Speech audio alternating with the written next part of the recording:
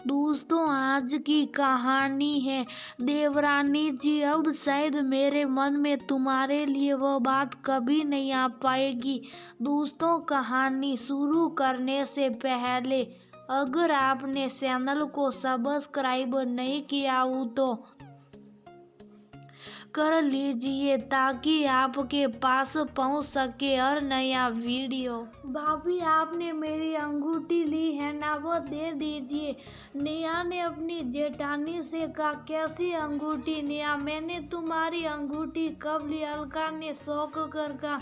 ज्यादा भोली मत बनिए भाभी, आप ही दोपहर में मेरे कमरे में आई थी, तभी आपने वो अंगूठी ले होगी। नेहा हाथ घुमाकर और आंख मटका कर बोली, हाँ मैं तुम्हारे कमरे में आई जरूर थी, लेकिन मैंने कोई अंगूठी नहीं देखी। क्या हो रहा है ये सब? बहुत देर से तुम्हारी बातें सुन रही हूँ।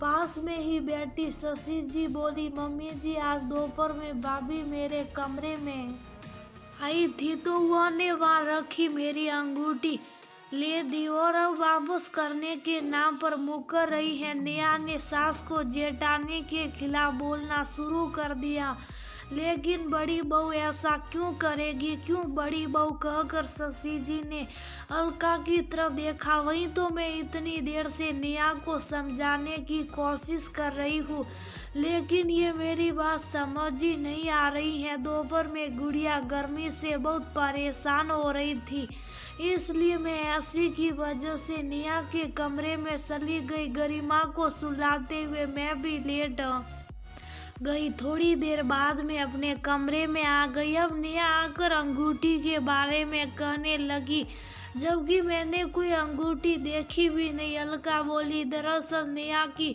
नई शादी हुई थी, घर का सारा खर्चा एक ही दुकान से चलता था, जिसे अपने पिता के साथ अलका का पति सोमेश देखता था। छोटा भाई नीलेश अभी अपनी नौकरी की तलाश में था। अब एक दुकान से पूरे घर का खर्च भी चले और पूरे घर के ऐशो आराम के खर्च भी हो जाए, इतनी आमदनी नहीं थी, इसलिए नेहा के कमरे में एसी लगवा दिया गया। सोमेश ने अलका को समझाया दिया कि इस साल इतनी कमाई नहीं है, अगले साल अपने कमरे में भी लगवा लेंगे, तब तक तुम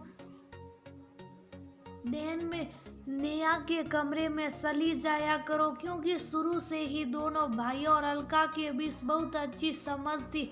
अलका की भी घर की स्थिति समझती थी, लेकिन नेहा को संयुक्त परिवार में रहना बिल्कुल पसंद नहीं था, इसलिए वह अक्सर लड़ाई का कोई ना कोई बहाना ढूंढती रहती थी। आज उसे ये मौका मिल गया था। अलका के पास तो अंगूठी थी नहीं थी तो मिलती कहाँ से? नेहा भी अपनी जिद पर अड़ी थी। नीलेश ने भी उसे बहुत समझाया, लेकिन वह नहीं समझी। उस दिन से अलका ने नेहा के कमरे में जाना छोड़ दिया। उसे कितनी भी गर्मी लगती, लेकिन इसे नियति का खेल समझकर समय काट रही थी।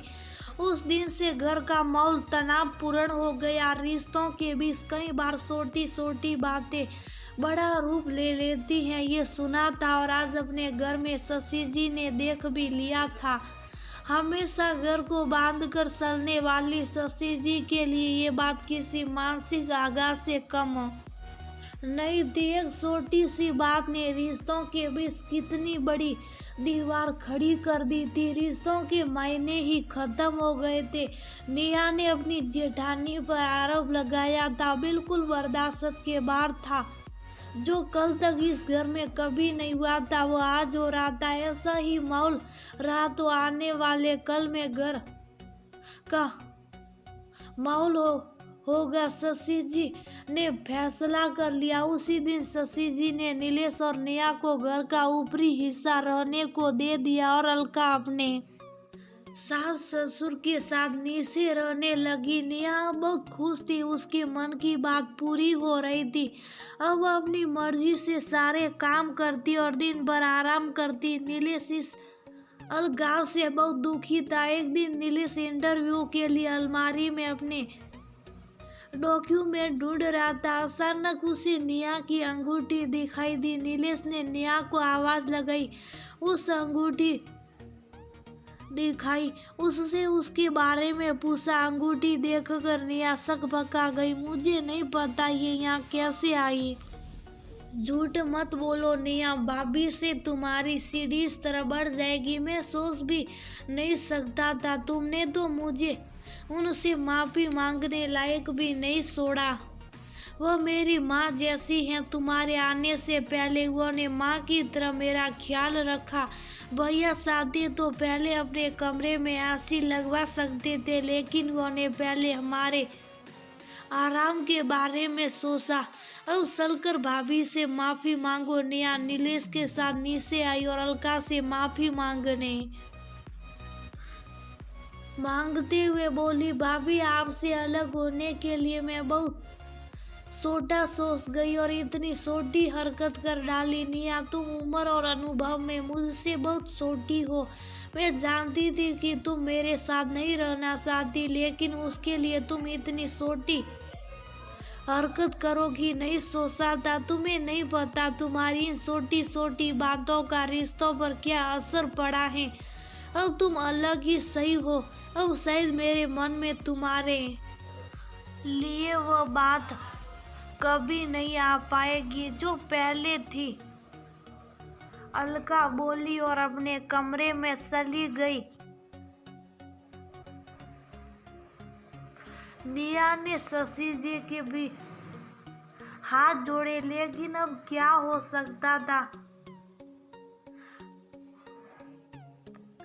जब सीढ़ियां सूंघ गई खेत, भले ही सब कितना भी माफ कर दे,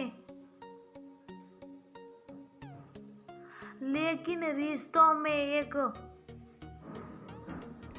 फांस तो रह ही गई थी।